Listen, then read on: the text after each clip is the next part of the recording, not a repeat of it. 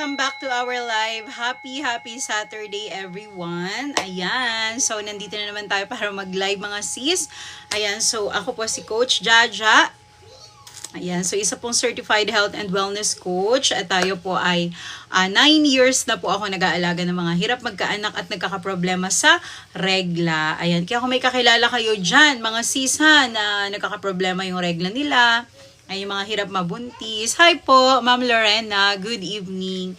Ayan, so kung may kakilala tayo na may problema ang reglas, may mga sakit sa matres, marami nang nainom na mga matatapang na gamot. Ayan, so pwede nyong i-share yung live natin mga sis ha, kasi alam nyo na marami ngayon yung nagkakaroon ng problema sa matres, pero sadly talaga ay wala silang kakayahan na magpa-check up, kaya naghahanap sila ng paraan. Ayan, so naghahanap sila ng way or alternative na paraan kung paano sila gumaling, 'di ba? So hindi naman kasi lahat afford magpa-check up. Hi po, good evening, Ma'am Lilay, Ma'am Lorena. Ayan. So share niyo yung live natin mga sis, lalo na sa mga walang kakayahan na magpa-check up. Ayan, i-share niyo yung live natin. So magkwentuhan tayo for tonight, yung mga may problema po sa regla dyan, o kaya naman hirap magkaanak. Ayan, so magtanong kayo mga sis kasi walang bayad magtanong. Ayan, thank you so much po sa mga nagfa-follow. Ma'am, anong gamot sa may nana ang matres? Ayan, so kapag may nana ang matres natin, imagine ito yung matres natin, sisi ko. Okay, so ayan, ipapakita ko sa itsura ng matres natin. So imagine nagkaroon ng nana yan, sisi ko. So napaka-delikado yan. Alam nyo, pag hindi natanggal yan, pwede kayo magkaroon ng cancer in the future. So, ganito, para malaman natin kung ano yung nana na yan, sisi ko, at titignan ko kung ano magagawa ko para sa'yo, ha? Kasi, kailangan makita natin yung ultrasound mo.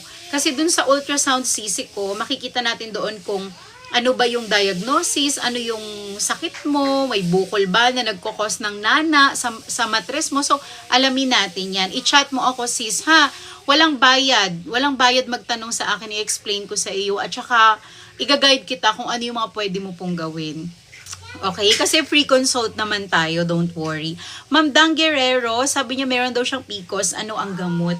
Actually sis, walang specific na magsasabi na kung anong gamot sa PCOS kasi marami tayong paraan kung paano ito ma-manage. Kaya lang, bago natin malaman kung ano talaga yung pinaka-specific na igagamot natin, ano yung mga management na pwede natin gawin kapag may PCOS tayo, dapat alam muna natin kung anong level. Kasi iba-iba ang PCOS eh. Ang misconception kasi or parang pagkakamali ng lahat, no? Pagka sinabi kasi na may PCOS ako, tapos nakakarinig din sila na yung mga kaibigan nila or yung mga TikToker dito, nagba-vlog, nagko-content na meron din silang PCOS. So parang iniisip nila na ganun din sila doon sa mga nagti-TikTok na mga may PCOS din.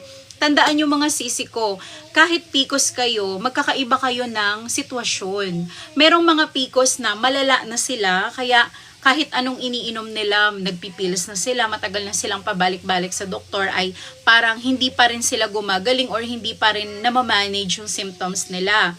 So iba yon. Ibig sabihin, hindi lang PCOS ang problem niyan. Meron silang ibang problema aside from PCOS na parang yun yung nagtitrigger sa PCOS nila.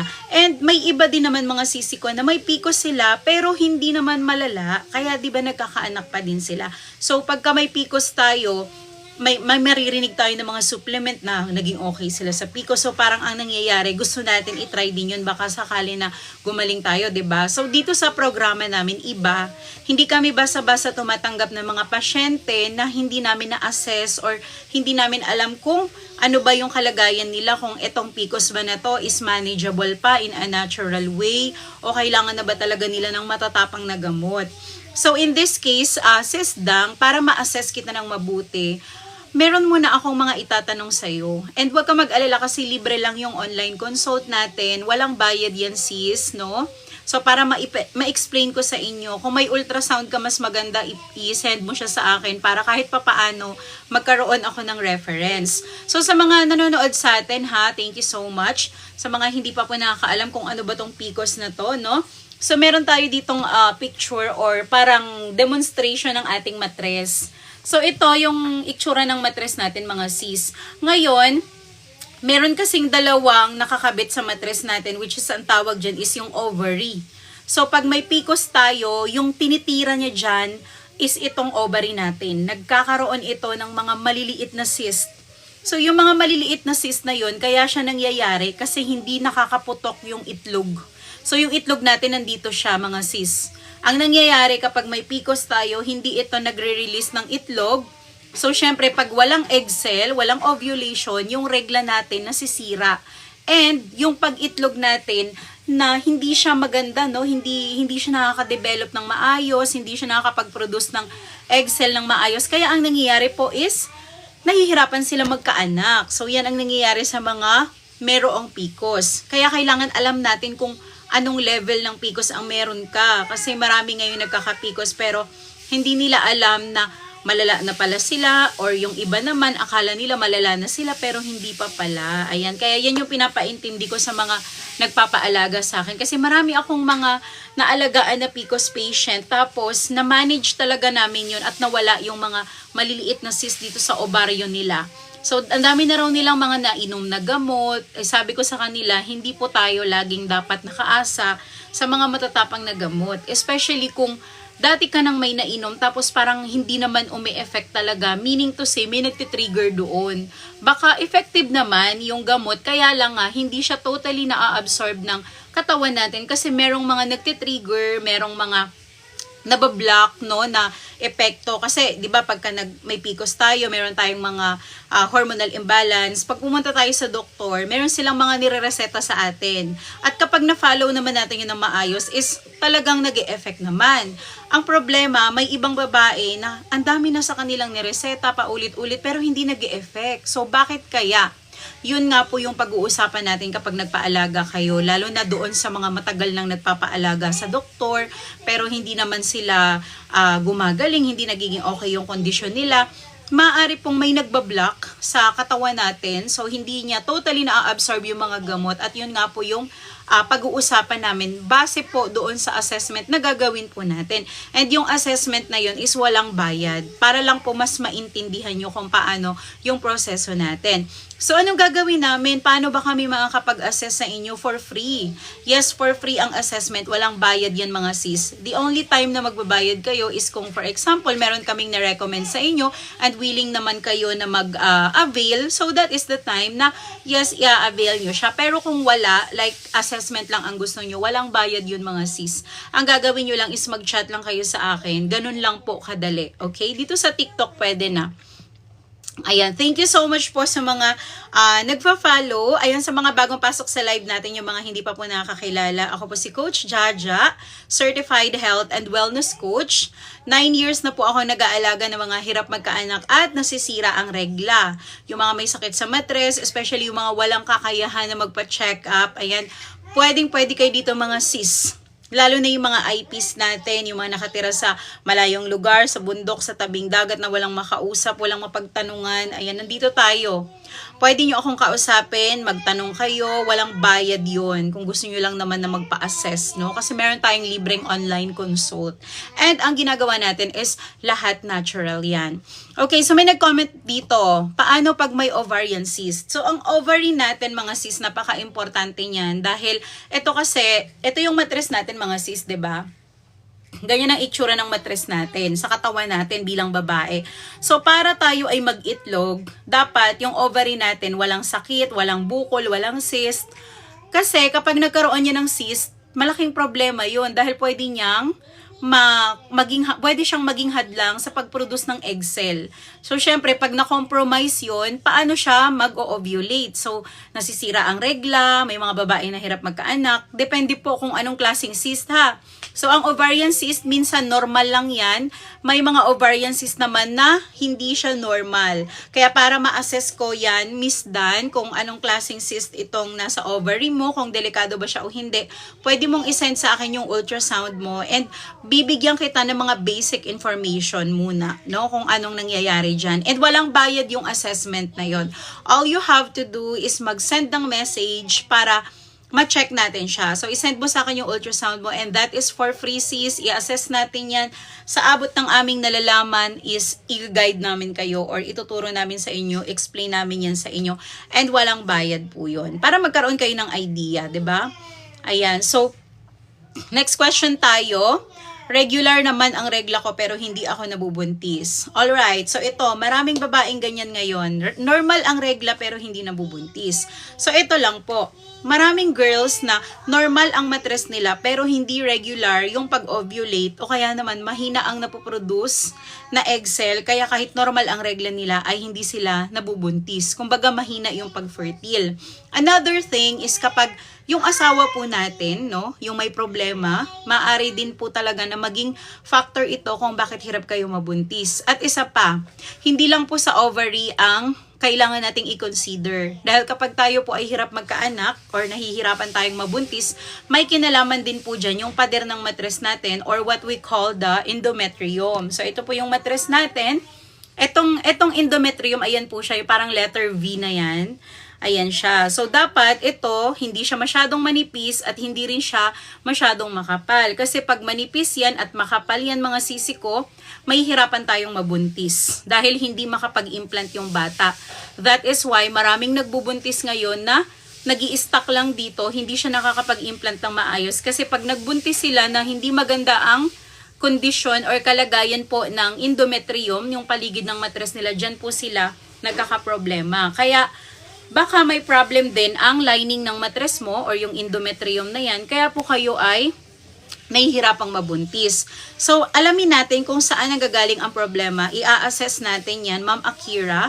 And kung gusto mong magpa-assess sa amin, walang bayad yan. Mag-chat ka lang sa akin, sis, para mapag-usapan natin, magkukwentuhan tayo. Syempre, may mga itatanong kami sa inyo. And huwag ka mag-alala kasi yung assessment na to, wala naman siyang bayad. Lalo na kung may ultrasound kayo na hindi masyadong naintindihan, like wala kayong idea, nakalimutan nyo na kung anong sinabi ng doktor, kung meron pa kayong mga dating ultrasound dyan, tapos biglang nasira ang regla nyo, pwede nyo po yan isend sa amin para maipaliwanag namin sa inyo yung mga nalalaman namin, like basic information, and walang bayad yun mga sis, no? Ayan, pwede yan, kasi po tayo ay tumutulong talaga sa mga hirap magkaanak, tsaka yung mga nasisira ang regla, may sakit sa matres, and especially yung mga walang kakayahan na magpa-check up. Kasi may mga babae naman na meron naman talaga silang pampa-check up. So, good thing kasi at least 'di ba, swerte kayo dahil kayo ay may budget, nakakapag-ipon kayo. Pero sadly, may mga babae po na kulang ang kanilang kakayahan para makapagpa-check up. Especially yung mga low income natin na mga kababaihan. So, not all talaga. And yung iba wala pang lakas ng loob. So, papalakasin namin yung loob nyo para kung ano yung mga dapat nyong gawin, kung kailangan ba talaga magpa-check up na kayo. Depende yan sa kung anong mga nangyayari sa inyo. Kung may takot kayo, ayan, i-share nyo sa amin para mapagkwentuhan natin yan mga sis. Okay? So, ito si Ma'am M. Hello, delay po ako. Regla ko 1 month, 40 na po ako. Okay, so sa age mo sis, medyo malapit na tayo sa tinatawag na menopausal stage. Kumbaga perimenopause ka na pero hindi pa menopause ha. Ngayon sisi ko, hindi pa ito masasabi na menopause kasi 40 ka pa lang, pero sa totoo lang may mga babae po na 40, nagkakaroon na sila ng problema sa pagregla at nagiging menopause na sila. Anyways, para ma-assess kita ng maayos, kasi sa edad nyo ma'am, meron tayong mga itatanong kung may mga symptoms na ba kayo, no? So, kung gusto nyo talagang ma-confirm yan, isasabihin namin sa inyo kung ano yung mga test na pwede nyo pong pagdaanan para mag-guide namin kayo, para hindi kayo masyadong magastusan in case na gusto nyo na magpa-check up. At least, diba, nabigyan na namin kayo ng idea kung ano yung mga agad-agad na pwede nyong ipagawa. Like, halimbawa, meron sa inyong sinuggest, yung mga doktor, ayan. So, para mag-guide na kayo, para hindi na kayo masyadong paikot-ikot sa ospital or sa clinic, ayan, i-guide namin kayo. And walang bayad yung assessment na ito, okay? The only time na magbabayad kayo is, let's say, for example, meron kaming na-recommend. And then, talagang willing kayo. So, that is the time na, yes, pwede. Pero kung ayaw nyo magbayad at gusto nyo lang naman magpa-assess po sa amin, wala pong bayad yun, okay? Kaya kung may kakilala kayo, sira ang regla, hirap magkaanak, may sakit sa matres, share nyo yung live natin. Baka kami na ang makatulong sa kanila. This is a natural way mga sis. And sabi ko sa inyo na Ako po ay 9 years na dito. Isa po akong certified health and wellness coach. Okay, take note lang mga sis coach, meaning I'm here para i-guide kayo, but not necessarily na mag-treat, mag-diagnose tayo. So, i-guide ko lang kayo kung ano yung mga pwede nating gawin. 'Di ba? Halimbawa, kung matagal na kayong may iniinom na gamot pero parang hindi na-absorb ng body natin, napapabagal. So, pag-uusapan natin 'yan para mag-guide kayo. Alright, so ito next question po tayo. Thank you sa mga nagpa-follow. Delay ang regla ko, 2 months na, 29 years old. So 29 years old, bata pa siya, pero alam mo may mga 29 years old na maaga silang nagme-menopause. Yung pagka-delay ng regla, kung ito po ay paulit-ulit na nangyayari sa inyo, like every year na lang, laging ganun, palaging 3 months walang regla, 3 months meron, so parang mas matagal ang panahon na walang regla kaysa sa may regla. Kapag ganun ang nangyari sa inyo, warning sign yan, red flag yan mga sis. Meaning to say, merong nangyayari sa matres natin na hindi maganda. So, depende pa rin yan. Kasi kung baka mamaya naka-pills pala kayo or nagpapasuso pala kayo. Tandaan nyo mga sis, pag kayo po ay naka-family planning or kayo po ay, let's say, kayo po ay, aside from family planning, halimbawa po kayo ay nagpapadede, bagong panganak. Normal talaga yan sa mga babae na nade-delay po ang regla natin for 2 months, 3 months. Pero kung hindi naman kayo nagpapa-breastfeed, hindi naman po kayo, let's say, hindi naman kayo nagpa-family planning, walang problema doon, no? So, ibig sabihin talaga, may problema. Sorry. Kapag kayo po ay hindi naman nagpapadede, hindi naman nagpa-family planning, sign yun na may problema talaga. Kasi there's no reason para mag-delayed kayo eh. So, maaari po na stress, ayan, o kaya bigla ang pagbabago ng timbang. So, may mga kinalaman yan lahat. Anyways, para ma-assess kita ng maayos, Moon, pwede mo naman akong i-chat. Wala namang bayad makipag-usap sa akin. Kung gusto mo lang naman ng explanation, ayan, i-guide kita. So, mag-message ka lang sa akin, sis Moon, okay? Ayan, so, madam, paano po kaya 2 months hindi niregla, tapos nung niregla po ako laging 1 month delay, 20 years old. So, medyo bata pa siya, pero ang nangyayari is nagkakaroon na ng signs na nagbabago yung regla mo and matatawag na natin talaga siyang irregular. So, hindi ka pa naman siguro nagpipills, hindi ka naman bagong panganak, no? So, alamin natin to kasi may mga warning signs po yung pagkakaroon ng problema sa pagregla. So, anyways, para mas malinaw, eto, meron tayo ditong demo ng matres natin. Ganyan ang itsura ng matres natin mga sis. So, para magregla ang isang babae, dapat yung ovaryo niya nagpo-produce ng egg cell. Dapat, dapat po yung ovary natin nagpo-produce ng egg cell. Ayan. Tapos, yung endometrium po natin, ito, dapat hindi siya masyadong manipis or makapal dahil kapag nagkakaproblema itong lining ng matres po natin, dyan nag-i-start na nagkakaroon po ng problema sa pagregla. Meron po silang connection. Kaya nga yung matres natin, ganyan yung itsura niya eh. No? Para siyang letter V. Tapos, pero para siyang may sungay, alam nyo yun, tapos meron siyang 2 bilog, gano'n, napakahiwaga talaga ng matres natin. Yan talaga ang meron sa babae na wala sa lalaki na talagang maipagmamalaki natin mga sis, yung matres natin. Kasi kaya nga tayo nabubuntis eh, tayo yung, kumbaga tayo si Eva, ginawa tayo ni Lord na tayo talaga yung tagapagbigay ng lahi or ng anak, no?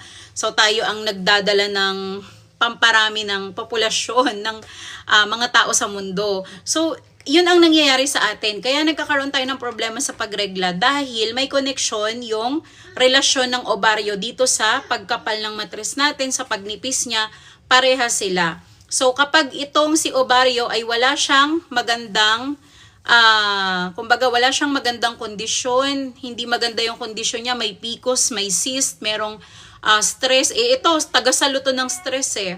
Itong ovaryo natin. Kaya pansin nyo, pag stress kayo, nasisira ang regla nyo. Kasi lahat ng stress natin sa utak, sinasalo ng ovaryo. So, si ovaryo naman, hindi siya makapag-trabaho or hindi siya makapag-kilos kapag stress ang babae. Kaya po, walang mailagas ito. So, hindi siya nakakapaglagas ng mga dumi kasi nga itong ovaryo natin, siya talaga yung parang tagasalo ng stress. Kaya pag stress ang babae, nasisira din ng regla. And kapag nagbabago tayo ng timbang, tumataba, pumapayat ng biglaan, meron ding connection yung pagnipis at pagkapal nitong lining ng mattress po natin.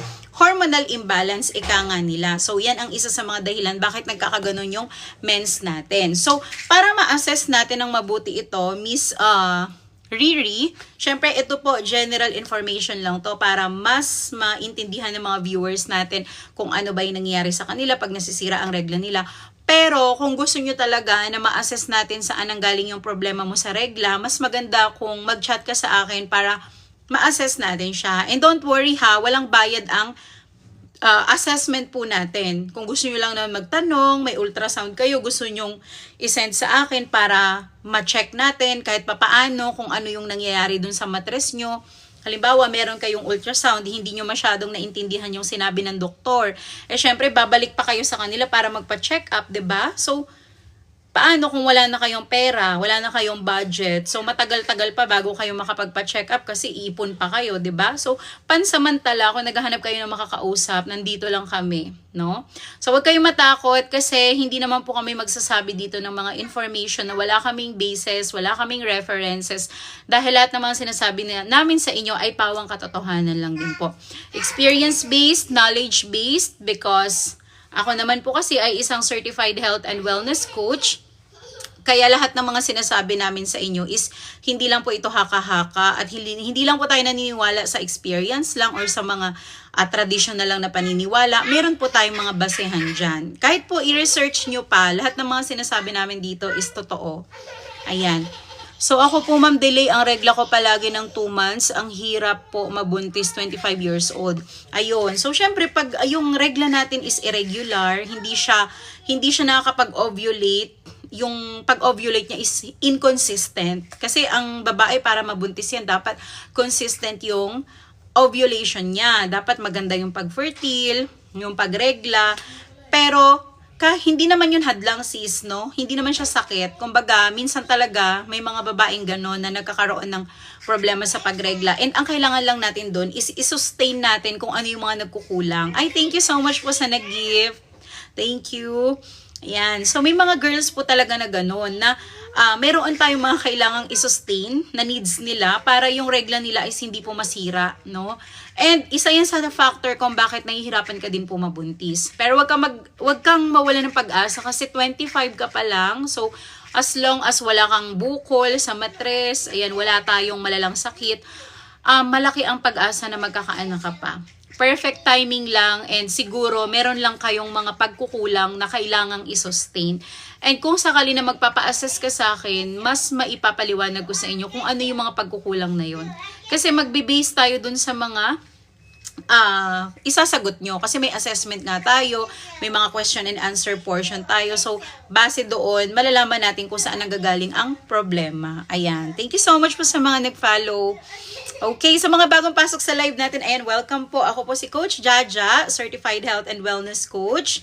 Siyempre, 9 years na tayo nag-aalaga ng mga hirap magkaanak at nagkakaproblema sa regla, lalo na sa mga walang kakayahan na magpa-check up. Kasi marami ngayon may sakit sa mattress, hirap magkaanak, pero yun nga, wala silang budget, kulang, yung iba takot pa, walang lakas ng loob. So, isusupport namin kayo kung paano nyo ma-handle itong mga fears na ito, yung management para malaman natin saan nanggagaling, saan humuhugot ng problema itong mattress natin, bakit ba nagkakaproblema yung regla. Ayan, so kung may mga ultrasound kayo na hindi nyo maintindihan or nakalimutan nyo yung sinabi ng doktor, pwede nyo yan isend sa amin mga sis para ma-check namin at mabigyan namin kayo ng mga basic information. And walang bayad yun, no? Ipapaliwanag namin yan sa inyo. Walang bayad magpabasa ng ultrasound dito kasi basic information at sa abot ng nalalaman namin ang iaano namin sa inyo, ibibigay namin sa inyo. Hello ma'am, pwede ba ako mag-ask? Kasi minsan 6 months to 7 months ako nireregla. Ano yun sis? 6 months to 7 months delayed or 6 months nang may regla? Magkaiba kasi yun eh. Pag sinabing irregular ang period natin, dalawang bagay kasi yan. Yung isa, walang tigil ang regla, palaging meron. May isa naman na hindi talaga nagre-regla. So, alin dun sa dalawa para ma-assess natin yung problema nyo po. Thank you sa nag-gift. Thank you so much. Jelly discharge lang, walang totally ovulation, discharge na clear. Okay. So, paano nalaman na walang ovulation, sis? Meron ka bang record dyan? May ultrasound ka ba? Kasi ang ovulation, hindi natin masasabi kung kailan yung specific na araw na nag-ovulate ka talaga. Wala makakapagsabi niyan. 'Di ba? Kasi pag nagpapa-ultrasound nga tayo, hindi rin ma-detect kung anong eksaktong araw talaga siya nag-ovulate, no? Kailangan ma-check natin yung records mo, yung ultrasound, nagpa-test ka na ba para malaman kung bakit hindi ka nag-ovulate, ganun. So, hindi lang tayo basta magbe-base sa mga discharge. Kasi ang discharge minsan, deceiving siya at saka inconsistent. May mga babae na naglalabas ng jelly at malaway na discharge sa ari nila pero hindi naman pala sila nag-fertile. Meron namang babae na nag-ovulate sila pero hindi sila gaanong nilalabasan ng jelly discharge. So magkaibang bagay yon. And para ma-assess natin yan, Ma'am Aliyah, gusto ko sanang makita yung mga result mo, yung ultrasound mo para malaman natin kung totoo ba na hindi ka nag-ovulate. So baka mamaya may na-explain sa inyo yung doktor kasi syempre hindi natin malalaman na hindi tayo nag-ovulate kapag hindi tayo nagpa-check up. The only time na malalaman natin na nag-ovulate or hindi is through test, ultrasound, ganun. Okay? Thank you so much. Thank you so much. Hala, thank you. Hindi ako nanghihingi pero alam nyo, sobrang thankful ako. Na-appreciate ko po yung mga nag-gift dyan. Hindi po ako nanghihingi pero kung gusto nyo, sige, go. Thank you so much.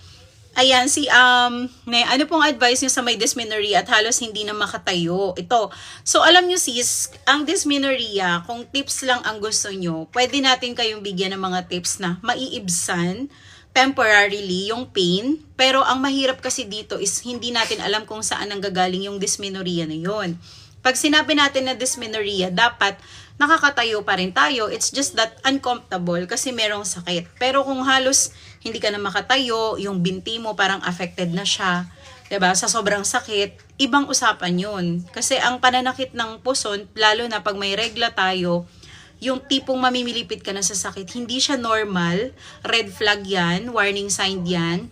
Meaning, may nangyayari sa loob ng matres natin. So, ito pag nagre-regla tayo, pag naglalabas tayo ng regla mga sis, itong ovaryo natin, syempre siya yung magsisignal na, pwede ka nang lumabas, dugo, okay? So, kapag nag-signal na yan, na pwede ka nang magregla, maglilinis na ngayon si matres. So, syempre, ang daming ugat ng matres natin, mga sis. Hindi lang yan basta laman. May mga ugat yan. Konektado sila sa isa't isa. Kaya kapag naglalabas ito ng dugo, nalalagas itong mga laman-laman talaga. Kasi may mga ugat. Pero hindi yung sakit na tipong parang hindi ka na makatayo, hindi ka na makalakad. Ibang bagay yun. Pero kung normal na sakit lang, like natitiis mo pa naman, normal talaga sa may regla yan na masakit ang puso natin. Pero kapag sobrang sakit, na parang hindi mo na maintindihan saan ang gagaling yung pain na yan, ibang usapan yan sis. Malamang may nangyayari sa loob na hindi natin alam. Lalo na kung wala kayong check-up, baka na mamaya may bukol na pala to. So hindi ako nananakot. Ito po ay base sa pag-aaral. Syempre, nag-aaral naman kami ng medical. At isa pa, based sa experience din at sa pag-aalaga namin. Kasi ang dami kong naalagaan ng mga may problema sa matres. At isa yan sa mga warning signs sa kanila na nagkakaroon sila ng pain na sobrang sakit talaga pag nagre-regla. At yun, pag nakikita, meron na palang bukol, ayan, namamaga yung matres, kumakapal. Kaya, warning sign yan So, hindi ko pinipilit na magpa-check up kayo kasi alam nyo na hindi naman lahat talaga may pampa-check up, 'di ba? Pero kung may chance ka, kung grabe na talaga yung sakit, no, mas maganda ipasilip mo through ultrasound. Kasi sa ultrasound may parang camera na ipapasok dito. So example, ito yung cervix, ito yung galing sa ari natin, sa butas ng ari natin, pag ganun. So, syempre, masisilip yan dyan kung anong meron. Kasi ganun ka-powerful ang ultrasound, mga sis. Ang ultrasound kasi talagang high-tech yan. Nakikita niya sa loob kung may sakit, may bukol, namamaga yung matres, may nana, manipis. Minsan, pag sobrang nipis ng matres natin, masakit din yan kapag nagregla. Pag naman makapal at namamaga ang matres, kapag nagre-regla, masakit din yan.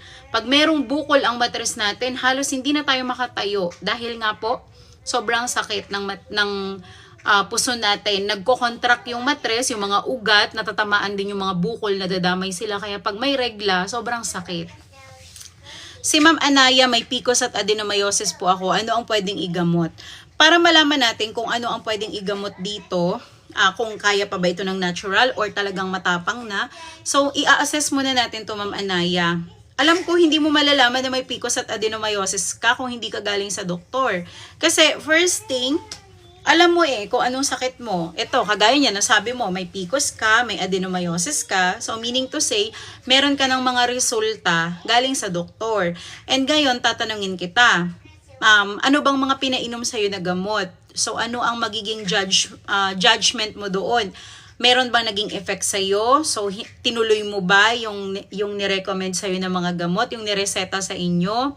So, kung in-stop mo naman siya, anong dahilan? Bakit in-stop mo? So, i-assess natin lahat yan, ha? Hindi tayo pwedeng magsabi na, anong gamot sa PCOS sa adenomyosis ka? Agad mag-o-offer ako. Makita nyo mga sis, wala akong yellow basket dyan. Kanina pa ako dito nagsasalita, pero hindi ako nagsasabi sa inyo na, ay, may yellow basket, mag-ano na kayo order. Wala talaga kasi hindi tayo pwedeng magsabi ng specific na gamot sa mga ganitong cases kapag hindi natin alam kung gaano nakalala ang problema nila. Lalo na sa inyo, ma'am, dalawa ang problema mo. PCOS at adenomyosis. So, explain ko sa inyo. Meron tayong model ng matres dito. Para sa mga nanonood dyan na hindi nakakaalam kung ano ba itong sinasabi na PCOS at adenomyosis. Kasi isa sa mga viewers natin dito, meron siyang sakit sa matres na adenomyosis. And aside from that, meron pa siyang PCOS. So, ito model ng matres natin mga sisi ko. Para mas maliwanag yung explanation natin. Kapag meron tayong PCOS, ang unang tina-target ng sakit na to, ano yan? Is yung ovaryo po natin. So, ito yung matres, ito yung ovaryo. Yung ovaryo po natin, kapag tayo po ay merong PCOS, nagkakaroon ito ng maliliit na polycystic. Para siyang maliliit na cyst. Kasi hindi nga po nag-o-ovulate ng maayos. Instead na magiging egg cell yun, nagiging cyst siya. Pero hindi lahat ng may PCOS ay may cyst ha. Kaya dapat makita ang ultrasound. Ngayon, kapag may adenomyosis naman po tayo, hindi naman ovary ang tinitira niya. Ito naman. Ang binibigyan ng problema ng adenomyosis na ito is itong matres natin. So, di ba yung matres natin, meron siyang linya. Yan, itong laman na to. So, itong linya na to, dapat nandyan lang yan Pero pag may adenomyosis kayo, pumapasok siya dito sa muscle layer. So, parang may mga laman na namamaga, parang bumubukol, tapos pumapasok siya dito sa muscle layer ng matres natin. Syempre, hindi niya naman lugar yun. Kaya pagka yung laman ng matres natin, may tatlong, kasi yan meron siyang tatlong linya. Hindi lang yan basta linya lang, may laman lang. No, tatlo yan, may layer siya. Kaya pag yung adenomyosis na ito ay nangyari sa inyo, yung laman ng matres nyo dito lang sa ibabaw na to is pumapasok na dito. Ang nangyayari, namamaga yung matres. Ayan, so yung iba nga nagnanana pa. Yung iba may mga laman na nagiging bulky. Kaya pag mabigat ang matres natin, akala natin bumababa yung matres natin, no? Kasi parang masakit sa puson. Mabigat sa puson. Yun pala, meron na siyang adenomyosis. And yung nakakainis pa dito sa adenomyosis na to, pag nagregla sila, yung dugo, sobrang heavy bleeding, no? Minsan nga ayaw tumigil ng regla So, depende kung gaano nakalala yung adenomyosis mo. Makikita naman natin yan doon sa ultrasound kung gaano na siya ka-severe. At titignan natin kung ano yung mga nainom na gamot, bakit ganun, ba't hindi siya umepekto. I-assess natin kung bakit. Baka kulang ang absorption ng katawan mo, baka may nagbablock. Kaya po hindi siya totally na-absorb ng body natin yung mga gamot na pinainom sa'yo. So, i-guide kita sis, pero yun nga, kailangan mag-chat ka talaga sa akin kasi para ma-assess natin siya. And wag kang mag-alala, walang bayad yun. No? The only time na may bayad is kung mag-avail ka. Let's say, meron ako ni-recommend sa'yo, tas in-avail mo. Pero kung wala naman, gusto mo lang naman i-explain sa iyo yung sakit mo, like may ultrasound ko dyan, i-send mo sa akin. Walang bayad yun sis. Para lang yan magkaroon ka ng idea kung ano yung mga next na gagawin. After ko i-explain, it's up to you kung gusto mo magpaalaga sa akin or kung gusto mo na pumunta ka sa doktor or whichever na gusto mo, walang problema dyan. Kasi ito po ay advocacy, hindi po tayo dito purely business. Kung magbi-business man tayo, that's with the heart. Pero kung sakali man na ayaw nyong magpaalaga sa akin at ayaw nyo lumabas ng pera dito, there's nothing wrong, walang problema dyan. Patas lang ang laban natin dito mga sis, okay? Ano po ang need gawin? Ay, thank you so much po sa nag-gift. Thank you. Ayan, ano po ang need gawin? Thank you po, JR. Thank you so much for the roses. Ay, thank you, Nika. Ayan, so iniin. Anong need gawin kapag thickened ang thickened endometriosis? So, ito ha, yung endometrium kasi at saka endometriosis, magkaiba po yun. Okay, so ito yung matres. Thank you, Nika. Ito yung matres natin, sis. Pag sinabing endometrium, pag sinabing thickened endometrium, ibig sabihin na de-detect ng doktor doon sa ultrasound mo na kumakapal yung linya ng matres mo, yung kanyang lining, which is yung endometrium nga. So, ibig sabihin, kumakapal siya. Hindi porket makapal yan, may sakit ka agad kayo. Baka po nung nagpa-ultrasound kayo, malapit na ang regla nyo, kaya siguro makapal ang nadedetect doon sa ultrasound. Ngayon, si endometriosis naman, ibang bagay naman to, ibang kondisyon to. Sakit na to pag endometriosis. Bakit? Kasi po, yung endometriosis, ang nangyayari sa kanya, itong lining ng matres natin dapat nasa loob lang, 'di ba? Ayan, so yung letter V na to, itong letter V na to, yung gilid niya, ayan, yung linya na yan. Ang tawag kasi dyan is endometrium. So, ang nangyayari dito, kapag meron tayong endometriosis, yung laman na dapat nandito lang, lumalabas siya ngayon. So, magkaiba sila kasi si adenomyosis hanggang muscle layer lang siya eh. Pero si endometriosis, hala, nakakarating na siya dito. Kahit nga sa ovary, nakakarating yan eh. Yung endometriosis na yan. So, ang tawag ng iba dyan is chocolate cyst. Bakit chocolate cyst? Kasi maitim siya na bukol na maliliit. So, maitim na bukol na maliliit kasi nga bakit? Yung laman ng matres natin na dapat nasa loob lang, lumalabas siya ngayon. So, hindi naman niya lugar yun. Kaya, syempre, ang katawan natin, pag nakaka-detect kasi siya ng problem, nagkakaroon ng reaction yun. So, parang nag-oxidize na siya, yung mga bukol, kasi nga hindi niya yung lugar. That is why nagiging black-black siya. Pwede siyang mapunta dyan, sa fallopian tube, pwedeng sa ovary, pwedeng dito. So, mas masaklap ang endometriosis sa totoo lang. At nangyayari yan kapag yung regla natin ay hindi natin na ilalabas lahat, no? Kaya pag napapansin nyo, mahina ang regla nyo, tapos parang ilang buwan kayo walang regla, 3 months na walang regla, tapos lalabas siya after 3 months na. So, huwag nyo babaliwalain kasi magiging cause yan ng endometriosis. Kasi nga hindi na ilalabas lahat ng dumi ng matres natin. And another thing is kung meron siyang root cause. Halimbawa, may endometriosis tayo kasi nga nagkaroon tayo ng PCOS, hindi natin na-treat or hindi natin na-manage yung PCOS natin. So, pwede ito magkaroon ng kakambal na problema. Like, dati, ovaryo lang ang may problema, nadamay na ngayon si endometrium kasi hindi ito na-manage ng maayos. Parang naghawa-hawa sila, ganun. Yan yung mga sinasabi ng mga matatanda before, no? Kasi yung mga lola natin, pag nag-advise yan sila, OA. Syempre, wala namang medical before, kaya ang mga lola natin, pag nag-advise yan sila, although similar lang naman yung mga gusto nilang iparating, kaya lang, mas OA nga lang yung explanation. Kasi yung mga lola natin, hindi naman sila nag-aral ng medicine. Kaya ang sa kanila, yung ini-explain nila is base doon sa mga nakikita nilang observation. Kasi ako yung lola ko, nagpapaanak siya sa bahay lang. Kasi ano yun eh, hindi naman siya yung talagang midwife na lisensyado, nag-aral. Sa bahay lang siya nagpapaanak. And may mga terminologies sila na ini-explain nila pero hindi ito katulad sa medical na talagang meron silang diagnosis, meron silang specific na medical na terms. Ayan, so OA lang ang pag-explain pero halos same lang po talaga sila ng ibig sabihin. It's just that hindi naman kasi lahat ng tao nag-aral sa medical kaya hindi naman nila alam yung mga terms na yun, 'di ba? So, for example, yung mga lola natin, pag nag-explain sila, nako, yung regla ninyo, maipon yan sa loob ng matres, mag-itim-itim yan. Tapos, pag nagregla kayo, pansin nyo, itim-itim din yung lalabas. Ganon mag-explain yung mga lola natin.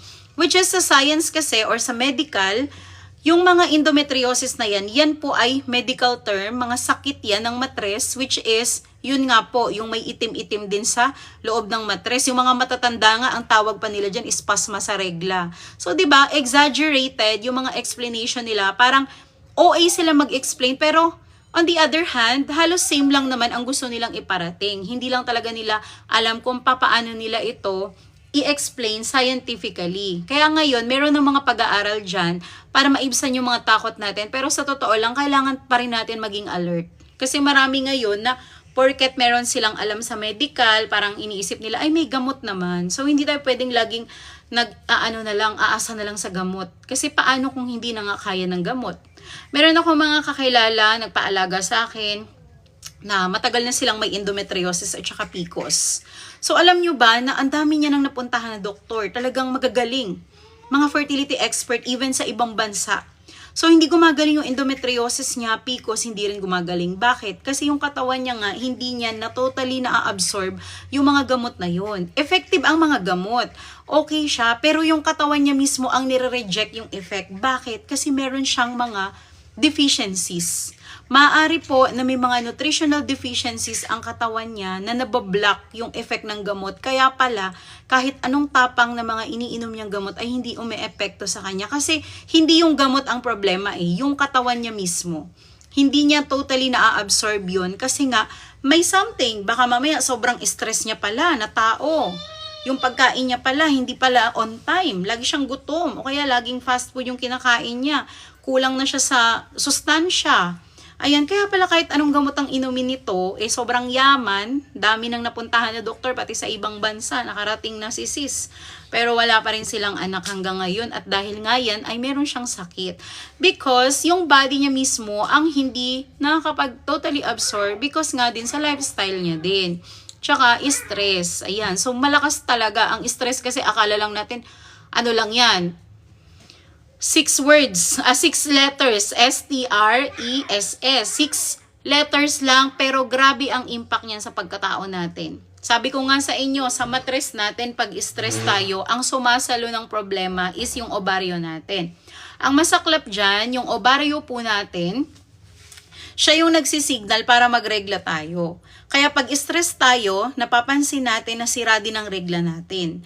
Kasi nasasalo nito So paano ngayon siya makapagtrabaho kung puro stress ang nasasagap niya? Instead na nutrients, 'di ba?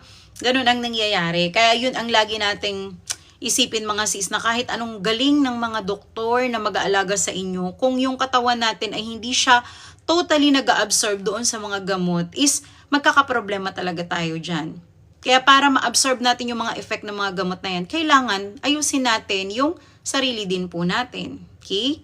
Ayan. So, Rachel, paano kung monthly naman nagre-regla pero hindi ako nabubuntis? First, baka po may problema ang ovaryo natin. Siguro ay hindi ito nagpo-produce ng magandang quality ng itlog.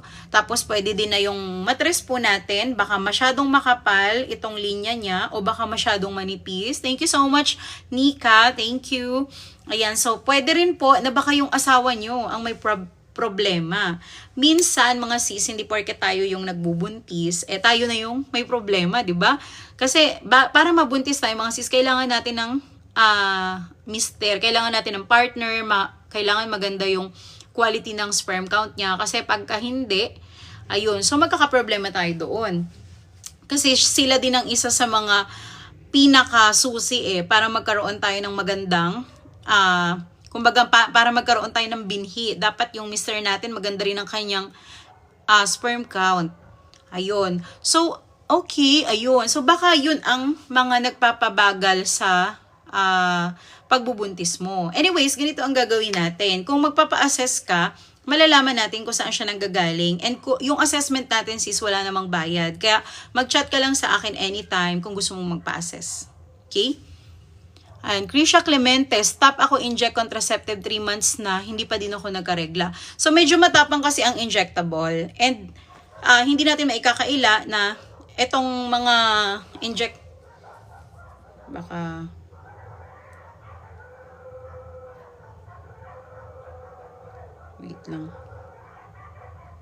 wait lang mga sis ha. Wait lang.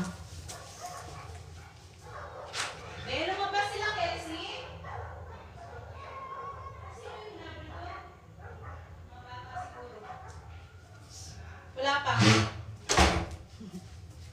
Ay mga sis. sis. Sorry for the interruption. Na ano, kasi may mga ano kasi, may mga asong gala dito sa subdivision namin. So, nakakaloka talaga. Ayan, so going back dito kay sis kasi may concern nga siya. Nag-stop ako inject contraceptives. 3 months na, hindi pa din ulit ako nagkaregla. Normal ba yun? Ayan. So, sisi ko, ganito kasi yan. Ang mga contraceptive na to, isa yan sa mga way of family planning. From the word itself nga na contraceptive, meaning parang pinipigilan niya yung egg cell natin. So, halimbawa, in-injectionan tayo ng injectable, Depo. So, may mga gamot kasi yun sa loob, mga chemical na content na maaari niyang ma-interrupt yung pag-itlog ng ovary natin on time. Kaya napapansin natin, di ba, pag nagpa-inject tayo, nagpa-Depo tayo, parang nagbabago yung takbo ng regla natin, yung cycle niya. So, dahil nga po yan dun sa gamot na tinurok sa atin via injectables. Ngayon, sisi ko, pagka nasana yung katawan natin na meron nga siyang artificial hormones, so ang mangyayari niyan is yung schedule ng regla mo magbabago.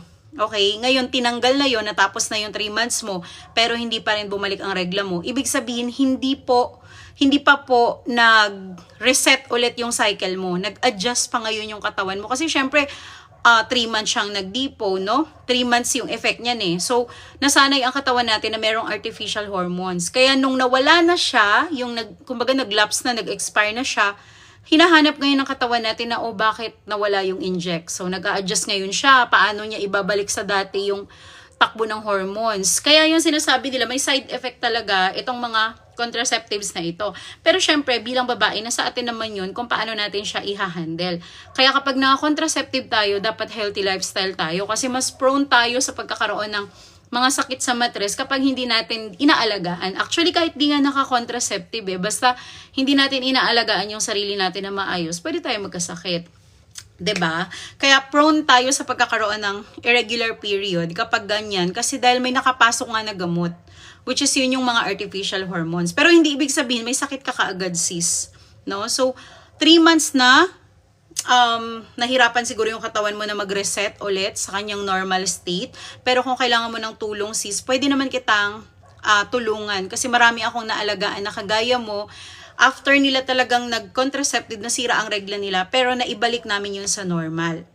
But before that, mag-assess muna tayo, sis, no? Wala namang bayad yung assessment. Chat ka lang sa akin kung gusto mo na magpa-assess. Okay? So, yung assessment natin, wala namang bayad yun. Alright, 7 years old na ang anak ko, sabi ni Ma'am Hinata. Gusto ko nang sundan, bakit hirap magbuntis? 3 years na kami. Ayun. So, una, baka yung ovaryo natin, hindi siya nagpo-produce ng magandang quality ng egg cell. Pangalawa, itong lining ng matres natin, baka masyadong makapal or manipis. Kaya, hindi makapag-implant ng maayos yung bata or yung baby. Next is, baka mahina ang sperm count ng asawa mo. Alam niyo, pag pagod kayo parehas na mag-asawa, may mga times din talaga na maka-apekto ito sa development ng egg cell po ninyo. So, kailangan malaman natin sino sa inyo ang dapat tutukan, sino yung may problema, and mangyayari yan sa assessment po natin. Para mas mag-guide namin kayo, mas maganda talaga, Ma'am Hinata, kung mag-message ka sa akin para ma-assess natin yun. Isa-isahin natin yan, no? Kasi dito sa live, limited talaga yung oras natin para sa mga ganitong usapan. Dahil kapag mga private na ganyan, lalo na private life natin yan, dapat talaga message. Tsaka hindi po ako dito yung parang, bili ka na dito, benta agad. So, hindi ganyan ang seste natin. That's why nagla-live ako and nagbibigay talaga ako ng mga free information kasi hindi lahat ng bagay, puro gamot lang ang solusyon. No? Hindi tayo yellow basket, di po ako networking na kailangan namin talaga ng matinding invite para lang makabenta. So, hindi ganyan ang seste dito. Alaga talaga tayo mga sis. Dahil nga po tayo ay certified health and wellness coach, hindi lang naman natin habol na magbenta-benta. So, kailangan natin advocacy nga to awareness para sa mga kababaihan natin. Not just to sell. Syempre, gusto ko din na makilala ako para makatulong tayo. Ayan. Para may sense naman yung pagiging creator natin, 'di ba? Merong sense, hindi yung puro sayaw lang, puro benta lang. May sense tayo dito. Okay? Nag-swollen daw ang matris ko, tas manipis daw ang bahay bata ko. Okay, so ito. I thank you po sa nag-gift, Ma'am Kate. Ayan, so explain natin. Ito yung mattress, madam. So, ang sabi sa inyo, nag-swollen ang mattress nyo. So, ito yan. Maaring nag-bulk siya ngayon. So, ang mattress natin dapat ganyan yung shape, 'di ba? Pero kapag nag-swollen yan, parang magiging bola na siya, no? Para siyang hamon. Parang ganun ang magiging shape niya. Tapos, ang sabi sa iyo, manipis ang bahay bata. So, ito yan.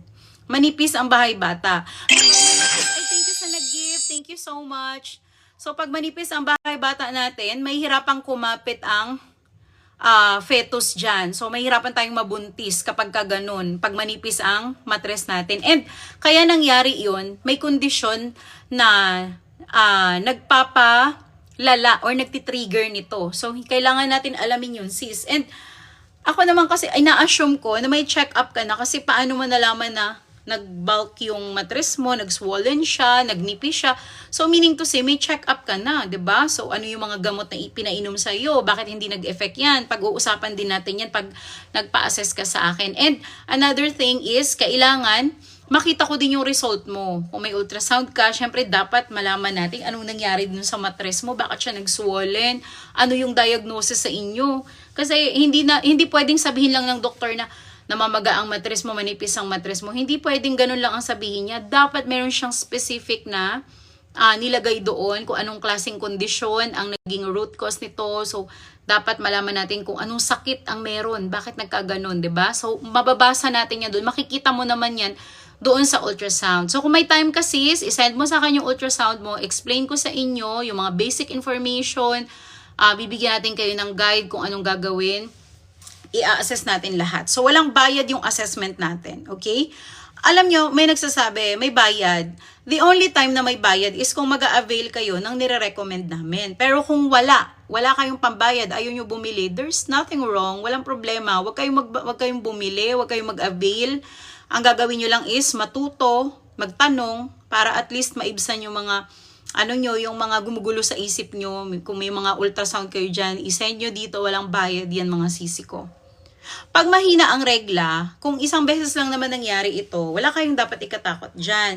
Pero pag palaging mahina ang regla nyo, like halimbawa, 1 taon na akong ganito, laging mahina yung regla ko, warning sign yun. Ibig sabihin, may nangyayari na hindi maganda sa mattress natin, kaya po yung regla natin is sobrang hina. So, maaaring sobrang nipis ng lining, kaya walang mailagas. Pwede rin na makapal, kaya yung mga dumi, hindi agad mailabas ng mattress natin. Or ito naman, yung ovaryo natin, alam nyo kasi yung ovary natin, pagka may problema yan, like may bukol siya, meron siyang polycystic na nagdudulot dahil sa PCOS, ayan. So, nakaka-cause din yan ng problema sa pagregla natin. At saka pag anemic kayo, mga sis, pag anemic kayo, kapag sobrang anemic tayo mga sis, wala na halos mailabas na dugo sa katawan natin. Wala nang masyadong nakakarating sa mattress natin. Kaya pansin nyo, pag anemic tayo, yung regla natin maputla.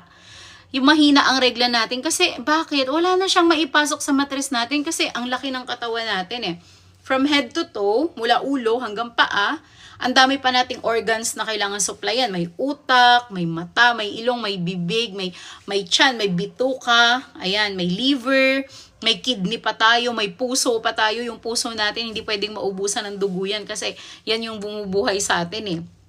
So, tandaan nyo, kapag anemic tayo at mahina ang regla natin, ganun talaga. Kasi halos buong katawan natin ay gumagamit ng dugo. Kaya yung mattress natin halos wala nang makarating doon. Nababawasan yung blood supply dahil nga po sa pagiging anemic din natin. Kaya pag may anemic kayo, pansinin nyo, mahina ang regla nyo. Ayan, every month masakit ang puson kapag nagkakaroon tipong pinapawisan ka sa sakit.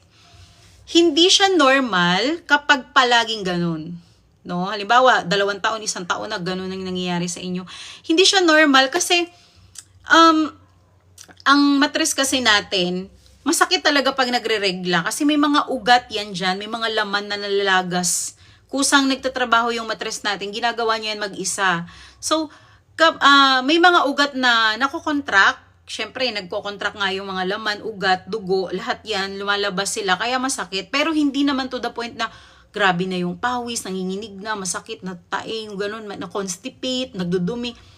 Yun ang hindi normal. Kapag lalo na pag 1 taon, 2 taon ka ng ganun na nagsuffer, hindi siya normal. Hindi kita pinipilit na magpa-check up, pero kung meron kang chance, mas maganda magpa-ultrasound ka talaga kasi para makita natin kung ano nangyari sa loob. And titignan natin kung paano kita matutulungan. Pwede mong i-share sa akin yung mga check-up mo, yung mga nainom mong gamot, kung ano na ba yung mga nainom mo, 'di ba? Kung kailangan mo lang naman ng mga kausap at gusto mong pag-usapan natin 'yan. Kasi dito, marami kaming mga natulungan na sira ang regla at hirap magkaanak, may sakit sa matres, pero naayos namin sila in a natural way. Sino ba yung mga tinutulungan namin? Una, yung mga walang kakayahan na magpa-check up, yung mga naubusan na ng budget, yung mga nag-iipon pa lang. Syempre, pag nag-iipon ka pa lang, wala nga pang sapat na pera. Kasi pag pumunta ka sa ospital, mga sis, wala kang libre ngayon. Meron, outpatient. Pwede ka, pero pagdating sa mga gamutan, makakalibre ka, pero kailangan lumapit ka muna kay mayor, lapit ka muna sa mga munisipyo, sa gobyerno, para makakuha ka ng mga libreng gamot, 'di ba? Which is, magandang opportunity yun para sa inyo. Pero, may mga iba kasi na hindi accessible, 'di ba? Lalo na yung mga nasa malayong probinsya, ayan, and they are looking for a natural way, an alternative way. Yung iba guide lang. Kaya nga nagbibigay ako ng libreng online consult in a natural way para yung mga tao na walang kakayahan, walang abilidad muna, nag-iipon pa lang, is mabigyan naman sila ng konting idea para maibsan naman yung mga takot nila, 'di ba? May remedy tayo para just in case na habang hindi pa kayo nakakapag-desisyon, ayan, so kung may mga bukol kayo sa matres na hindi pa naman masyadong malala talaga, kung kakayanin pa naman ng natural way, why not, 'di ba?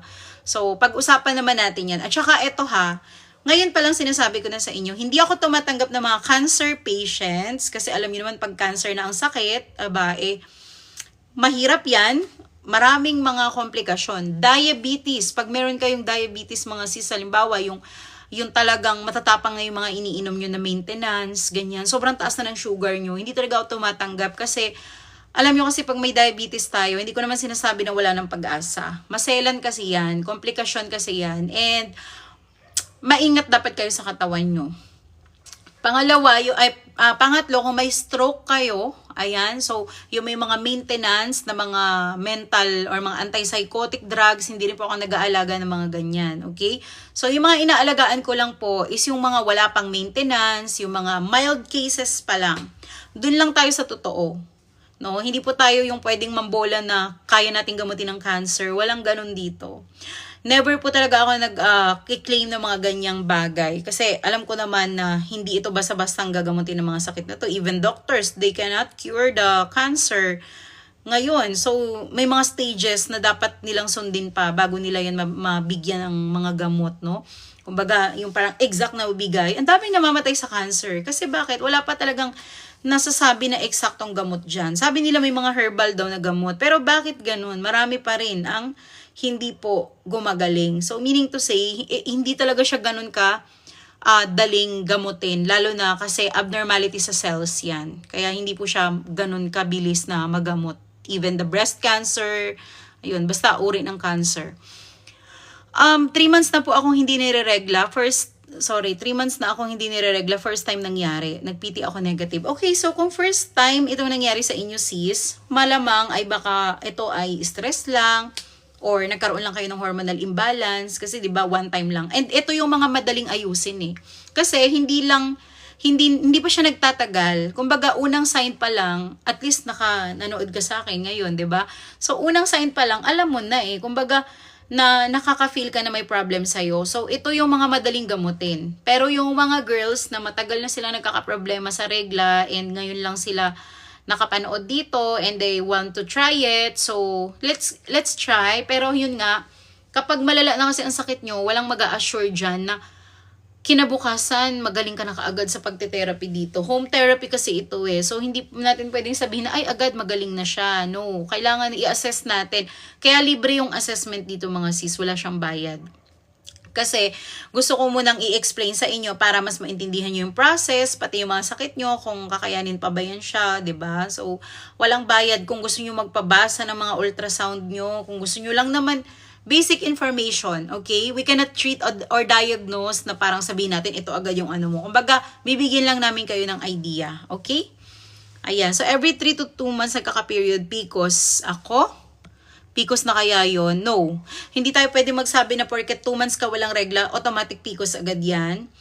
May mga babaeng ganyan, 3 months, 2 months na hindi nagre-regla kasi anemic sila, pero it doesn't mean na PCOS agad yun. Ang PCOS, nalalaman natin yan pag magpapa-ultrasound kayo ng matres nyo. Pero kung sabi lang na PCOS lang, na PCOS agad, mag-assume tayo, hindi po siya ganun, moms, no?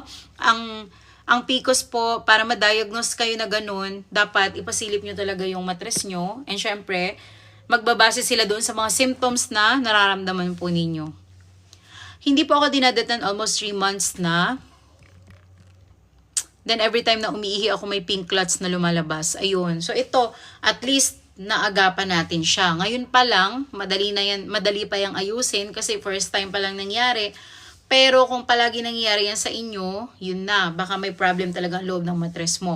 So, Ma'am Melissa Leal, para malaman ko kung saan tayo magsisimula, kasi hindi tayo pwedeng magsabi na ito yung gamot, inumin mo agad to. Hindi eh. May mga itatanong pa ako sa inyo para malaman natin kung saan nanggagaling. Mas maganda nga ikwento nyo na agad para mabilis tayo eh. Ikwento nyo kailan ito nag-start, anong trabaho nyo, ilang taon na kayo. Kasi unang-una dapat ikwento nyo yung edad nyo. Kasi dun sa edad nyo, magbabase tayo dun eh. Kung baka mamaya 45 na pala kayo, 'di ba? So parang running to na yan, to menopause na yan. Baka mamaya 47 na pala o baka mamaya nagpipills pala kayo. So ikwento niyo na lahat para mabilis ang assessment po natin. And sinasabi ko sa inyo mga sis, walang bayad ang assessment natin, i-chat niyo lang ako. Okay? Wala po siyang bayad. Chat niyo lang ako ngayon, ganun lang kasimple. And may FB page pala tayo mga sis ha. Pwede niyo po akong i-chat sa FB page ko. So, ang FB page ko po is Coach Jaja Bustos official account. Ayan. So, meron tayong FB page. Just in case na gusto nyo po akong makausap, i-follow nyo ako sa FB ko. Mas mabilis ang ating usapan doon. Wait lang mga sis. Ito na. So, ito. Papakita ko sa inyong FB page ko sa Blue App, sa Facebook, para naman ma-follow nyo din ako doon. Hindi lang dito. Ayan. So, ito siya mga sisi ko. Search nyo yan. Okay. Sa FB ko po yan. Para in case na gusto nyo din ako ma-stalk or gusto nyo din ako makita sa Blue App, sa Facebook, ayan, i-message nyo din ako dyan. I-follow nyo din ako mga sis. Araw-araw ako dyan nakapost, no? So, wala yung palya, lagi ako nagbibigay ng information, nagti-TikTok din ako dyan mga sis. Ayan, so hindi lang naman tayo pure bentahan. Gusto din natin na makilala tayo, pero may sense. Kumbaga, content creator, pero may sense tayo. Hindi yung puro katatawanan ang mga pinupost, yung mga batang ina, di ba? Ayan, sinakakilala kay batang ina. Ayan, di ba? So, hindi tayo puro lang, puro love life na kung ano-ano lang at saka mga kalokohan. May mga sense yung kino-content natin. Sabi niya, delayed ako since last month nag-positive sa PT. Ang bilis. Kung nag-positive sa PT, buntis yun. Pero sa ultrasound walang nakita. Baka kasi masyado pang maaga. Alam nyo ang ultrasound, pag masyado pang maaga yung baby ha, syempre, ito yung matres natin. Pagka kasi yung baby ay nagsisimula pa lang siya, yung fetus na yan, hindi pa siya talaga totally nag-i-implant. So, wala talaga makikita pag in-ultrasound kasi nandito pa lang eh. Maari na pa-signal pa lang to. Nangyari yan sa akin. Mga sis, ako po, 4 na yung anak ko. Nangyari yan sa akin. Nag-positive ang PT ko, pero nung pumunta ako dun sa OB, wala silang nakita sa ultrasound. So, sabi niya, uminom agad ako ng Provera. Pero hindi ko na sasabihin ko sinong doktor to, no? So, ayun na nga. Pumunta ako sa kanya, sabi niya, uminom Provera para reglahin. Ayoko kasi nga positive yung PT ko. Sabi, wala namang nakikita sa ultrasound na bata. So, hindi ka buntis. Hindi ako naniwala. So, pumunta ako sa other doctor. So, ayun na nga. Meron akong kaibigang doktor din. And, sinabi niya sa akin na magpa-blood test ka. Kasi masyado pa tong maaga. So, ang bait niya, ang galing niya, ng doktor, taga dito lang yan sa Pampanga, Apalit. And yun nga, na-detect niya na buntis ako kasi hindi niya agad ako pinainom ng pamparegla. Naghintay pa kami ng another 1 week kasi maaga pa nga. So, wala talagang makikita sa ultrasound pag masyadong maaga. And nun nga na blood test ako, blood serum test ang tawag dyan sisi ko, ayun, positive siya. Ibig sabihin, buntis talaga ako. After 1 week, balik ka. So pagbalik ko, ayun, may baby na. Kasi bakit? Nag-implant na yung bata eh. Nung kasing nagpa-check up ako, nag-positive ang PT, pero hindi pa siya totally nakakapasok. Pero ang lakas ng HCG level ko. Ibig sabihin, malakas siya, kaya nagpakita agad siya ng positive siya eh. Pero hindi siya nakita sa ultrasound kasi nga wala pa nga yung bata, hindi pa siya nabubuo, dugo pa lang siya mga sis, no? There's a time frame kasi, I thank you po sa nag-gift, para malaman mo or para mag-develop yung bata. So, bigyan ng chance, wag probera agad. Agad-agad probera, hindi pwedeng hintayin muna natin yung baby mag-implant, 'di ba? Ayun, so ayun na nga, nagpa-blood test ako, positive, and hinintay namin ng 1 week. Ayun, pagka 1 week, nandiyan na si baby, may heartbeat na siya. And talagang I'm so thankful kasi yung anak ko ngayon is 5 years na siya. Eh kung ininuman ko ng Provera yon, eh di nakunan ako, 'di ba? So ayan, kaya yung mga ganyang cases pag sinabi positive ang PT pero sa ultrasound walang nakita, hintay muna kayo ng ilang linggo. Balik kayo after 1 week. Kung pinipilit kayong hindi kayo buntis, wag muna, baka mamaya meron na. Tapos sinabi lang wala, 'di ba? Oh. Ayun. So sis, sorry. Normal lang ba? Last December pa simula ng regla ko. Hanggang ngayon, hindi pa tumitigil. 26 years old, si Ma'am Jovelyn. Hala, today is January 17. So, ang regla mo is December 30. Sis, hindi siya normal. Halos ilang days ka na. Halos kalahating buwan ka may regla. And hindi ko alam kung malakas or mahina lang naman, no? So, pag-usapan natin. Sis, i-assess kita sa chat. Maganda mag-message ka sa akin kasi para ma-explain ko talaga sa inyo ng mabuti.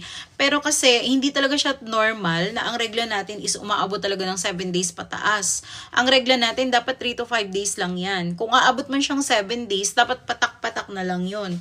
Pero sa case mo, December 30 pa ang last mens mo, tapos hanggang ngayon may regla ka pa din, warning sign yan sis na mayroong hindi magandang nangyayari sa loob. So, bigyan kita ng tip lang or ng idea lang. Pero hindi ko sinasabi na ito yung condition mo, no. Marami akong alagang ganyan na nagpaalaga sa akin. So, naging successful kami. Ngayon, magaling na sila. So, ang nangyari kasi, kaya po pala ang regla nila is matagal, na puro patak-patak, ang tagal bago matapos. Kasi pala, itong lining ng matres niya, kumapal. So, kumapal siya. Yun ang nakalagay sa ultrasound. Thickened endometrium. Pero wala pa siyang sinabi na adenomyosis or endometriosis, hyperplasia. Wala din siyang PCOS. Talagang kumapal lang ang matres niya. May mga nangyayari talagang ganon. Payat naman siya, pero mataba yung matres niya. Makapal, namaga. So, maaring baka may UTI ka. So, may UTI ka siguro dati na hindi nagamot, na-infect. So, hindi lang yon. May mga ibang factors pa dyan. Kaya para malaman natin yung mga possible na causes kung bakit ito nangyari sa inyo, pwede naman natin i-assess ito sis. Wala namang bayad yung assessment natin. And, yun nga, makikita nyo naman sa link na ibibigay ko yung mga natulungan namin. Kasi meron tayong parang site, group site sa FB na kung saan yung mga natulungan natin is nagpo-post talaga sila. And in fact, meron din tayong GC. Dun sa GC na yun, para siyang group chat. So, usapan nyo ng mga babae na inaalagaan ko. And makikita nyo naman sila, makikilala nyo silang lahat. And ito pa, hindi ko sila binayaran dahil wala akong pambayad. Hindi naman po ako sobrang yaman. So, yung mga nasa GC ko, yung mga nasa group ko na nagpo-post sila ng mga experience nila. Hindi ko sila binayaran mga sis. Alam nyo, sa loob ng 9 years, since 2017, marami akong naalagaan na sira ang regla, hirap magkaanak. Pero hindi ako gumamit ng mga artista, ng mga sikat na TikToker para mag-promote ng ginagawa ko. Like, meron akong advocacy dito. So, ako lang talaga to mga sis. Solo-solo lang. Hindi ako nagbabayad ng milyon para sa mga TikToker na ito, na mga sikat, para mag-advocate sa akin na, mag-follow kayo sa kanya. Hindi ako kumukuha ng mga endorsers ko. Bakit? Kasi tao yung nagpapatunay eh. Mas maganda kasi na yung nagpapatunay sa'yo is yung mga ordinaryong tao lang. Kahit hindi sila sikat, ang importante, legit. Kumbaga, pure, organic tayo. Hindi yung sumikat lang ang product kasi may ginamit na sikat na tao. Pero hindi naman pala siya totoo. Yung iba, gumagamit sila ng mga sikat na tao, yung pala, ang purpose nila is mag-invite no? Networking pala. Kaya pala mayayaman kasi mga networking. Invite. Eh tayo, wala namang ganun. Hindi po talaga ako yung mga networking, invite, walang pure organic lang tayo mga sis. Ako lang nag-promote. Nakita nyo naman, sumasayaw-sayaw ako dyan sa TikTok. Kasi, gusto ko lang entertainment with a heart. Entertainment na may sense. Hindi yung puro entertainment lang. Ganun tayo dito mga sis. Okay? Ayan. So, hindi siya normal. Sis Jovelyn, hindi normal yung regla mo ngayon. And, hindi tayo pwedeng dito, sugarcoat na walang problema. Meron ako nakikitang sign sa'yo. Kasi ang regla mo, December 30 pa. Kaya kung gusto mo na ma-help kita sis, pwede ka mag-chat sa akin. Kung gusto mo magpa-assess, walang bayad yung assessment natin. Okay? So, ito, Kenwood, 34 years old, 3 years ng kasal, regular ang mens, wala pa ring baby. Hindi ko pa na-try magpa-check up. Bakit? Ba't hindi pa po kayo nagpa-check up? 34 ka na, kailangan nating humabol. So, hindi kita masisi or hindi ko alam kung anong reason bakit hindi ka pa nagpa-check up. Pero sa edad mo na yan, mas maganda rin na meron tayong ultrasound sana para malaman mo yung case mo. Pero dahil nagtanong ka na lang din, marami kasing factor kung bakit hindi nabubuntis ang isang babae at kung bakit hindi sila nagkakaanak ng partner niya. First, pwede po na baka yung quality ng egg cell mo ay hindi malakas, hindi siya maganda. Kumbaga, merong mahina yung pag-fertile, kumbaga. Next is, baka yung pader ng matres mo, ito, yung lining niya, baka manipis o kaya naman makapal. Kapag kasi sobrang nipis at sobrang kapal, hindi ka talaga mabubuntis kasi hindi makapag-implant yung bata, no? Hindi makapag-implant yung fetus, yung embryo. So, dapat para matibay yung tirahan ng baby, dapat maganda ang lining ng matres mo. Pangatlo, baka yung asawa mo ang may problema, kaya hindi kayo magkaanak, siguro mahina ang similya niya, baka pagod kayo pareho, kaya naapektuhan yung fertility nyo. So, there's a lot of factor kung bakit nangyayari yan. Pero, para maging tayo, mas malakas yung ebidensya natin, mas maganda magpa-assess ka. So, i-chat mo ako, wala namang bayad yung assessment, para mapagkwentuhan natin kung saan yung source ng problema. Doon natin malalaman yan, sisi ko. So, chat ka lang sa akin kapag ready ka na, sis, okay? Yes, okay, thank you. Mamaya po babasahin natin yung mga message nyo after this live. Mamaya mag-break time na ako. So, yung mga tanong na hindi ko nasagot mga sis, welcome kayong lahat na mag-chat sa akin. And sabi ko nga, meron tayong FB page. Ayan siya, yung Facebook account ko. So, pwede nyo akong i-chat dito mga sis. Ayan, so screenshot nyo na lang. Mas mabilis ako mag-reply sa FB. Sa Facebook, ayan. So, i-screenshot nyo yung account ko mga sis. No? Ayan siya. Mas mabilis ako mag-reply dyan kumpara dito sa TikTok. Kasi sa TikTok napupuno madalas yung inbox. Sa FB kasi marami siyang capacity ng mga tao na pwedeng mag-chat sa inyo. Compared dito sa TikTok na meron lang talaga siyang limit. Pero mas maganda ang views dito sa TikTok compared talaga sa FB. Kumbaga ito talagang kumbaga marami akong mga nakikita mga nagko-comment. Mas marami tayong mga natutulungan, 'di ba? Kasi yung worldwide talaga siya, mga sis. Okay? Ereg ako since bata ako, ngayon 37 na ako, may 3 anak ako, ereg pa din. At least may anak ka, 'di ba? Kahit na ereg ka, sis. Kasi ang mga babae naman, paano bang ereg ang pagkakaintindi natin? Minsan kasi may mga babae na akala nila ereg sila pero hindi naman. Pagka sinabi mo kasing ireg, ito yung mga babae na yung regla nila 3 buwan na hindi dumarating, 6 na buwan walang regla, consider as ireg na yun. Pero kung yung regla natin is mga 35, 40 days, hindi pa yan totally ireg na masasabi, no? Baka minsan nagkakamali lang tayo ng bilang. Pero pag yung regla natin is paputol-putol siya, like 3 months wala, 3 months meron, mas matagal yung mga buwan na walang regla kesa sa meron, yun ang masasabi natin na ireg talaga, na consider talaga may problema talaga yan. As long as nagkakaanak ka naman, wala naman itong dulot na pananakit ng puson or pagkahilo or wala naman siyang nagiging mga matinding epekto sa'yo, so wala tayong dapat ikatakot dyan. Okay? May pumipitik sa tiyan ko, normal ba yun? Ayan, so baka kabag. So, yan.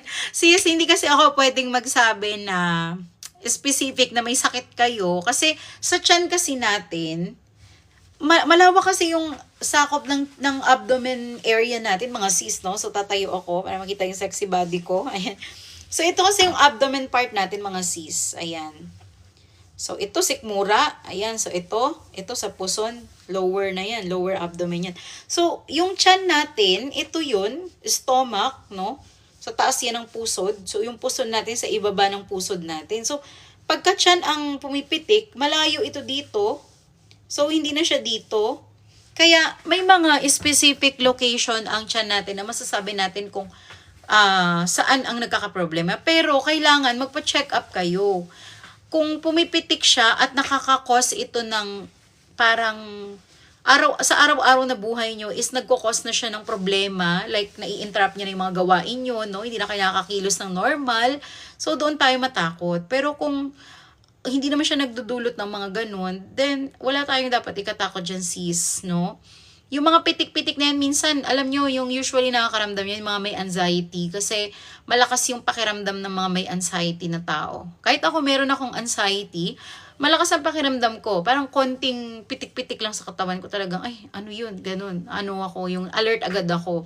Pero wala namang masama sa pagiging ganun. Mas maganda pa nga yun kasi ano tayo, ibig sabihin lang nun, hindi tayo manhid. Unti-unti lang na feel na natin agad kung may nangyayari bang masama, 'di ba? Ganun. Pero yung pumipitik na yan sa tiyan, kung palagi iyan, so kailangan talaga mapasilip po yan sa ultrasound kasi hindi naman natin pwedeng hulaan kung ano yan, sis, no?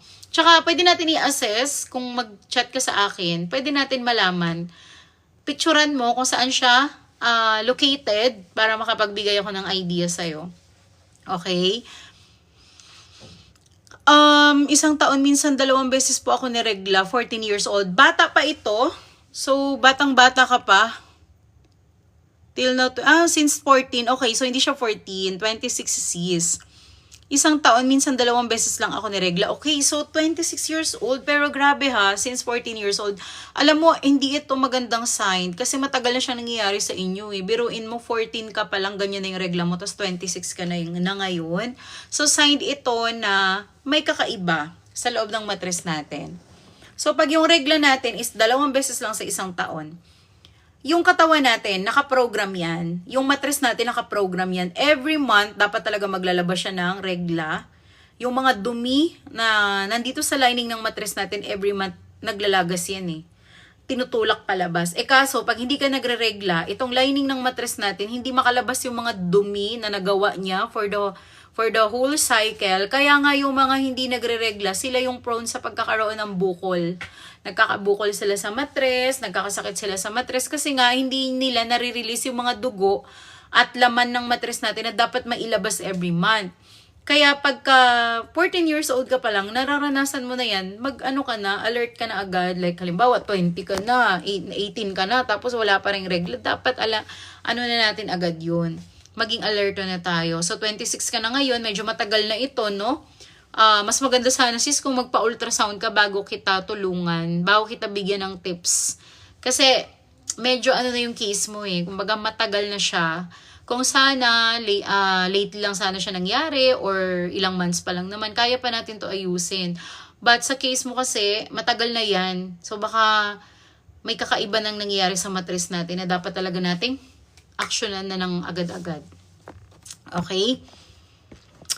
Kapag inject Depo, yes, normal talaga hindi kayo magkakaregla. Bakit? Sa sobrang tapang ng mga chemical at gamot na nakapasok sa loob ng katawan nyo, kasi artificial hormones yan eh.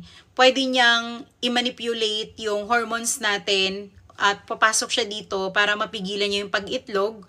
Syempre, pag interrupted at binago yung hormones, yung natural hormones sa ovary natin, talagang magbabago ang regla nyo. Ganyang katindi at katapang ang mga injectable, yung pills, yung implant, ganyan sila katapang.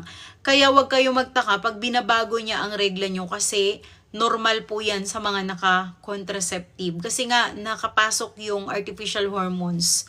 Pinalitan niya yung natural hormones nyo ng artificial na hormones. Kaya po ang regla nyo ay interrupted din. Kasi yung katawan nyo nagulat eh. 'Di ba? Pagka in-injectionan kayo ng Depo, magugulat si katawan. Oh, mayroong ano dito may nakikisali dito. Ginagaya tayo nito. Tayo yung natural, may gumaya na peke. 'Di ba? Parang foreign ano na yun. So, syempre, dahil manipulated na kayo ng gamot, babaguhin niya talaga yun. And normal yan sa mga nag-i-inject, nagdidipo. Huwag na kayo magtaka. Kaya lang, yun nga, may mga side effect yan sa ibang girls. Kaya nasa sa inyo po yun if paano nyo sila i-handle.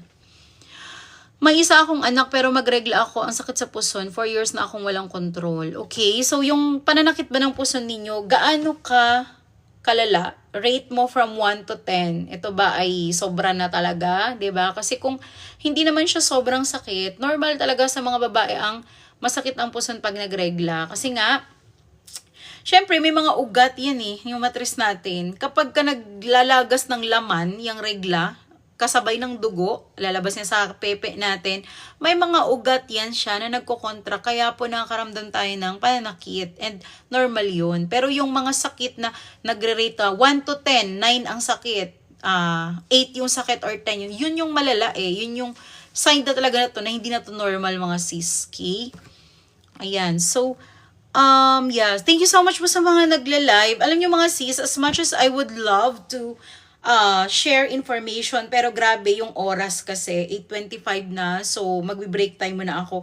Magla-live ako ulit mamaya mga sis. I'll be back for an hour. Magbe-break time lang ako para sagutin itong mga nag-chat kasi ang daming nag-chat. So gusto ko silang sagutin sa chat, kaya lang naka-live ako. So para masagot ko sila ng isa-isa kasi hindi tayo pwedeng kamukha mo si Paye. Oh, thank you so much. May mga nagsasabi nga, pero thank you ha. Ayan. So, ayun. Kailangan ko silang makausap kasi ang pag-i-interview at assessment natin, hindi naman po yan yung sa live lang, makukuha agad yung sagot. Hindi. Kailangan talaga one-on-one. Kaya nga po coach, i-coach ko kayo. Coaching ang gagawin natin. So, para mas, yung mga hindi ko nasagot na tanong, mga sis mag-chat kayo kasi mas mabilis ako mag-reply dito. Ito po yung FB page natin. Sa Facebook ko po yan. So, screenshot nyo na lang. Kasama nyo ako. Ayan. Ayan. Ayan. So, screenshot nyo mga sis. And then, hanapin nyo ako sa FB. Hanapin nyo po ako sa FB. Yung mga tanong na hindi ko nasagot, huwag kayong magtampo. Sasagutin ko kayo ng libre. Libre lang ang sagot ko. Libre lang yung assessment natin. Basta mag-chat lang kayo dito sa FB page ko mga sis. Okay? Ayan. So, kung mabagal ako mag-reply dito sa TikTok, dito nyo ako i-chat sa FB page ko. Mas mabilis tayo dito. So, ngayon, gusto ko pa sanang mag-live, kaya lang mga sisi ko, kailangan ko na munang mag-stop sa pagla-live dahil magbe-break time muna tayo mga sis. Sobrang dami din na nag-chat sa FB natin. So, i-assess ko pa yan. So, tignan natin, magla-live ako ulit after 1 hour. Pero kung may time na kayo ngayon, humabol na kayo sa free online consult natin. So, i-chat nyo lang ako dito sa FB page natin mga sis. Ayan, so, nawawala. Ayan, FB page natin, ayan. Screenshot nyo lang mga sis, okay?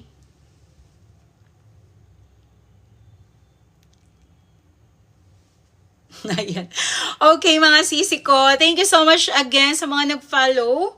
Ayan, once again, this is your Coach Jaja, Certified Health and Wellness Coach. I'll be back po after an hour. I-follow nyo din ako sa FB mga sisa. At saka i-chat nyo ako sa mga gustong humabol sa question and answer natin. Walang bayad ang assessment natin mga sis. And inuulit ko lang, if you want na, the only time na magbabayad kayo is for example, may recommend sa inyo, gusto nyong avail, pero kung ayaw nyo, okay lang. So, kung assess lang ang gusto nyo, libre lang ang assessment natin. May mga ultrasound kayo, hindi nyo maintindihan, naguguluhan kayo sa paliwanag ng doktor, may mga nakalimutan na kayo na in-explain nila sa inyo, pwede nyo akong tanungin, walang bayad. I-send nyo lang sa akin yung picture ng ultrasound, titignan natin yung mga basic information. So, ayun ang gagawin natin, okay? Mag-share tayo ng ideas, sa isa't isa. Alright, so thank you so much and God bless you all. Happy Saturday everyone. Let's see if makakapag-live ako mamaya kasi medyo marami ang nakapila ngayon sa online consult natin. Syempre walang bayad yan mga sis. Luzon, Visayas, Mindanao. Okay? Thank you so much. I'll be back. Thank you. And have a good night everyone.